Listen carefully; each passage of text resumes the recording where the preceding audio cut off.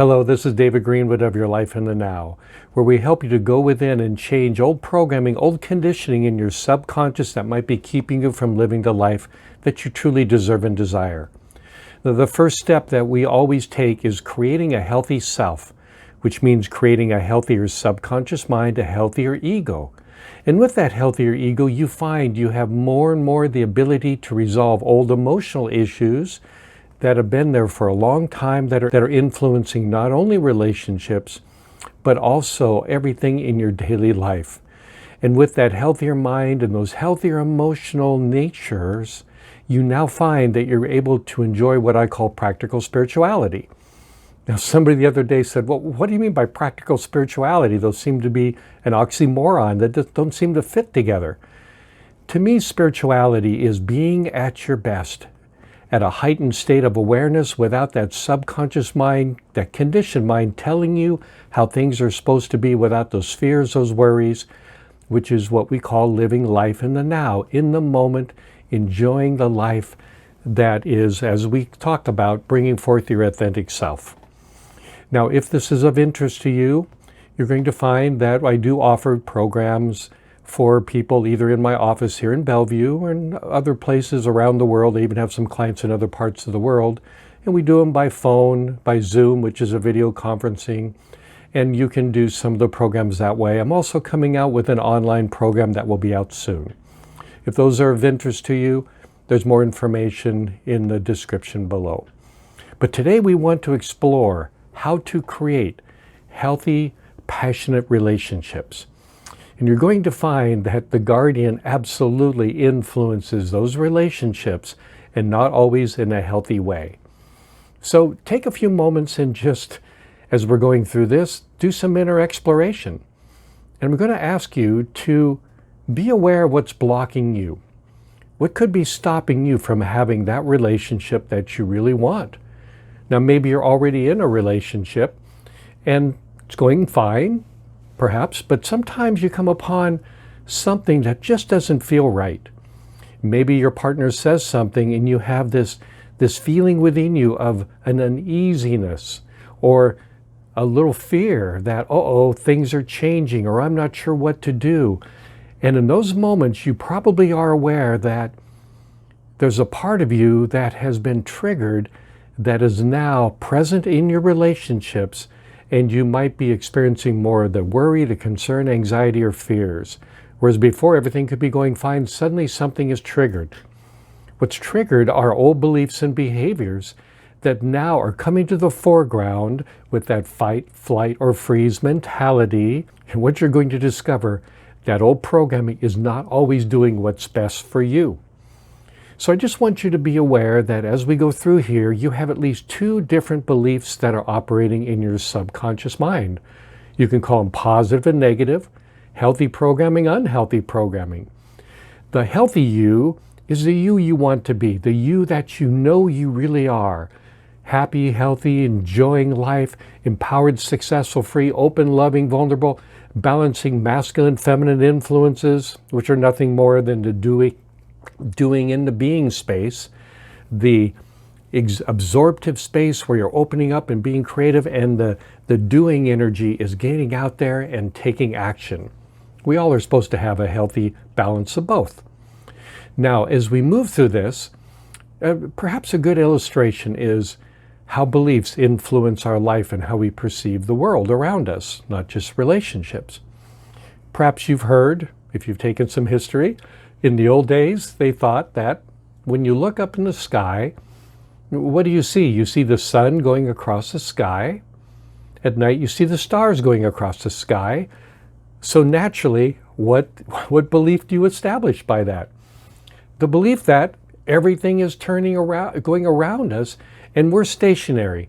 Everything else is moving across the sky. And that was the belief for millennia.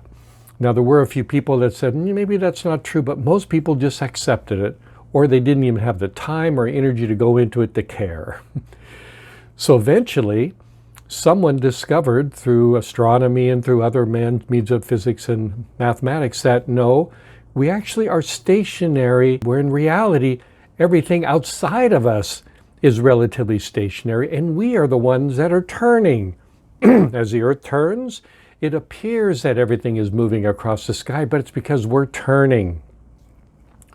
Even some people that had might have believed the Earth was flat, they never would have believed that we would be turning because it was flat. So everything moved across the sky, and that was their belief. And now suddenly there's a whole new belief, a belief that, well, wait a minute, everything we thought was wrong. Now, the reason I bring up this simple example is that you have within you also these two different beliefs that oftentimes war within each other. It's called cognitive dissonance, whereas one part of you has one belief, another part has another. Now, my training is as a scientist.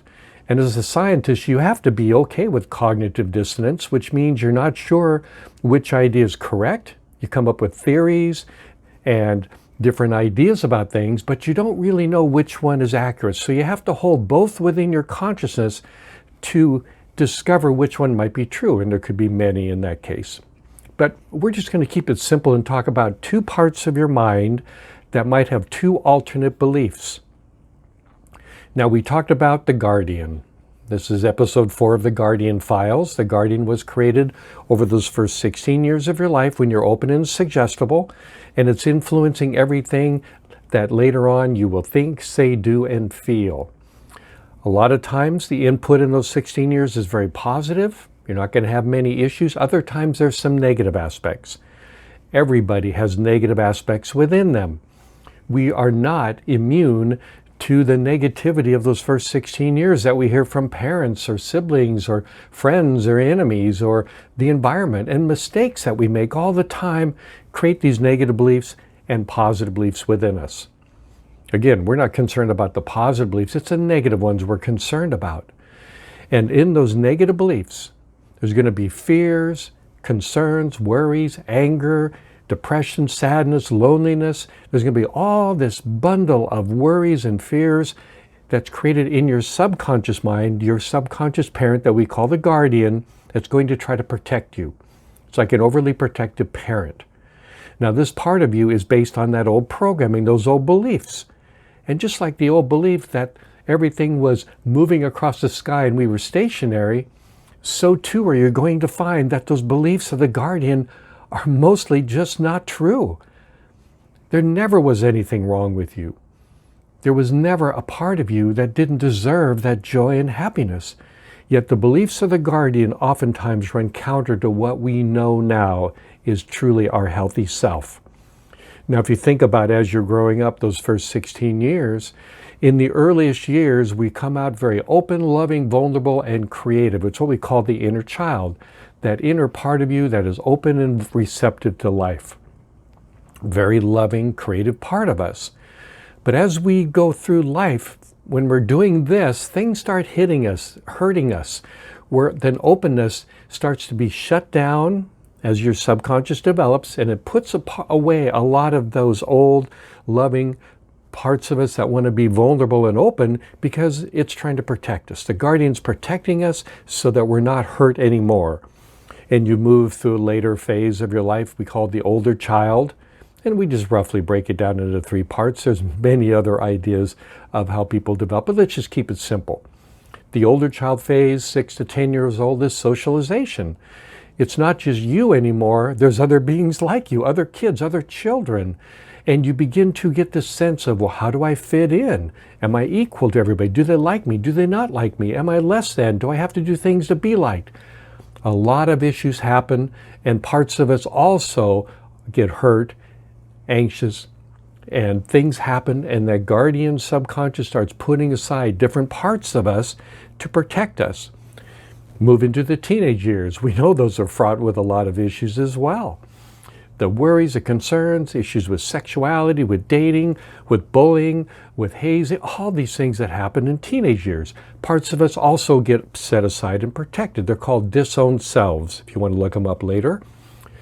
By the time we're 16, or moving into graduating from high school a little bit later on, as I often tell my clients to say, how many of your fellow graduating classmates were able to be their true, loving, open, vulnerable, authentic selves?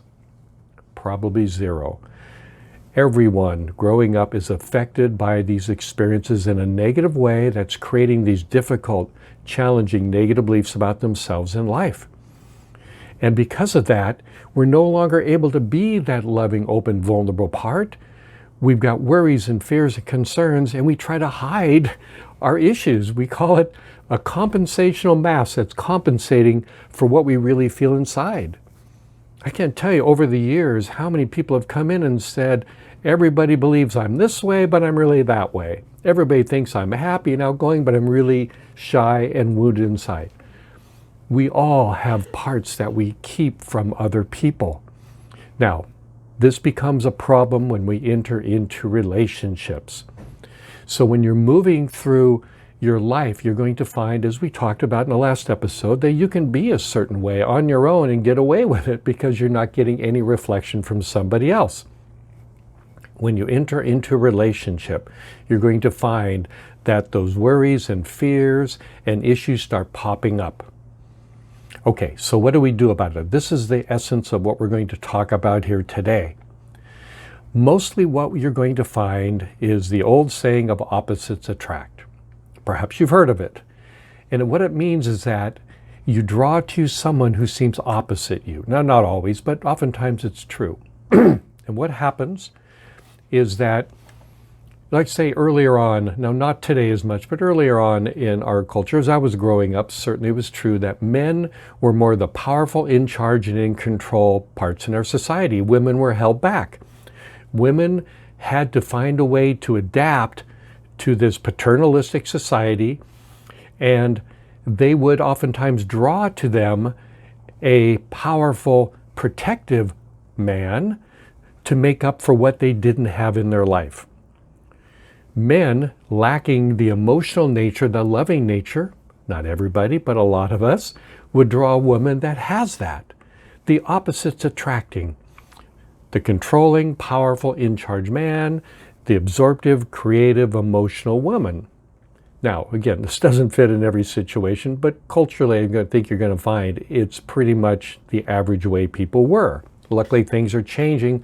Women are more powerful, which is a good thing. Men are more open to emotions, which is a great thing. The idea is to have a healthy balance of both, but that's for the next episode we're going to talk about. But for now, just be aware that we draw to us something that is inside of us. We're trying to complete what we don't have. And let's say in the man's case, he doesn't have this connection with this loving presence or this emotional nature that inwardly he knows is powerful and important, but he just doesn't have it. When we draw that to us with a woman, or sometimes women to men, it all depends on the individual, you're going to find that it never really works. You cannot absorb another person's energy.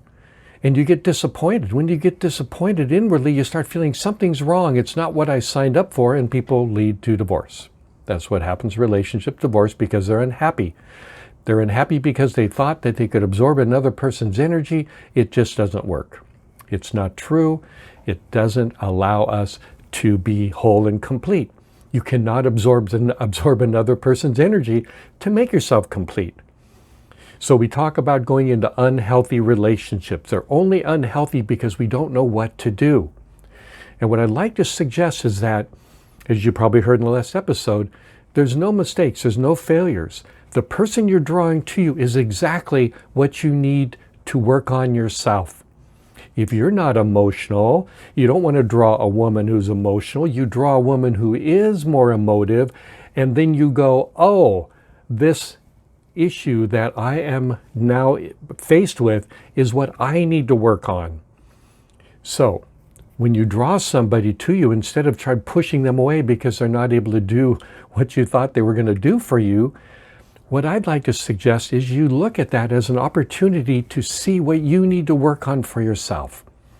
Now, we talk about codependent relationships a lot of times in relationship work. Codependent relationship mean you're expecting somebody else to give you something that you don't have in yourself. Oftentimes, the young child in you goes to the adult in the other person to protect you, to give you love and affection that you don't have for yourself. Instead of having healthy self-esteem, healthy self-worth, we go and expect it from others. creates a codependent relationship. Again, there's many aspects of codependent relationships, but we're just going to focus on that part right now. So what that means is that people usually find, oh, I'm in a codependent relationship, I have to get out of it. If you take that action, you've missed the opportunity. Now, I'm not saying you stay in a codependent relationship to stay the same, but you need to understand first why you did that. You're drawing the person to you right now that fits for you. And if it's an unhealthy relationship, you're unhealthy yourself. And that's what you want to learn. You want to stay in that relationship just long enough to understand what your issue is, to have you heal. And the ideal is the partner does the same and you grow together. That's great. Unfortunately, most of the time, one person's working on themselves, the other isn't. One person grows beyond it. And then once you've learned that lesson, time to move on. If you're not able to be that open, loving, vulnerable, dynamic person with the other person, if they're abusive or if they're whatever, it's time for you to move on. You're not going to stay in that relationship any longer if it's unhealthy or toxic. But you want to learn why you're in it in the first place. So when you go into relationships with this idea that, yeah, opposites are going to attract, and oh my God, I'm in the same type of relationship I've always been in, don't just leave. Find out why. A part of us is drawing exactly what we need to heal. If we start looking at relationships from that perspective, that we're bringing exactly what we need to work on ourselves, then work on yourself. Go within, find out why, which is why we do the emotional growth work. First, you have to have a healthy self, strong enough so that you're able to work on yourself healthily. Then when you resolve those issues, you're going to find the old relationships are either there for a reason, a season, or a lifetime. And a lot of it does depend on the other person as well, if they're willing to also work or not. Again, individually, you're going to be complex. You're going to work on what works out best for you. But if you can keep in mind that relationships are amazing, it allows us to see them with this new belief. The stars and the sun aren't circling across the sky because we're fixed. And you don't have to be in a relationship that's unhealthy for you for the rest of your life, or to keep drawing it to you as long as you see relationships from this new perspective. Now, it's not my idea. Other people have the same thing. I'm just happen to be talking to you about it. This idea that we draw exactly what we need to heal is an amazing discovery. Think how wonderful it is that everything you need to heal, to be in great relationships, to move forward, to enjoy practical spirituality is right there in front of you right now.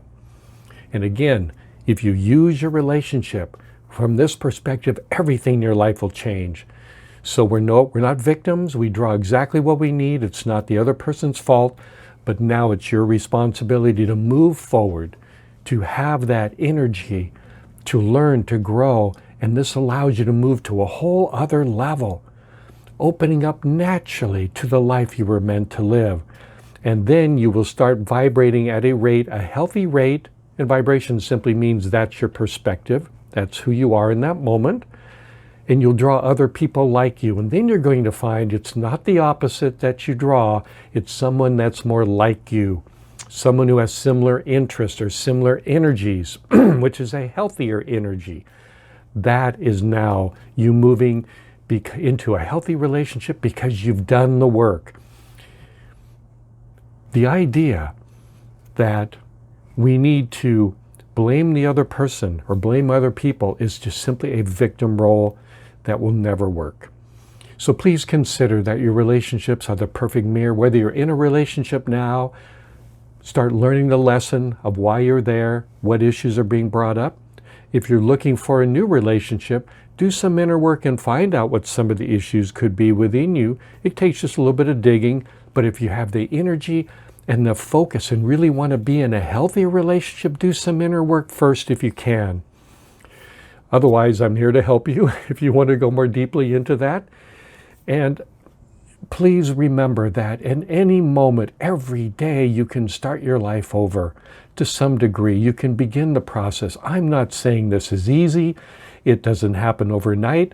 We're going to be working the rest of our lives on issues.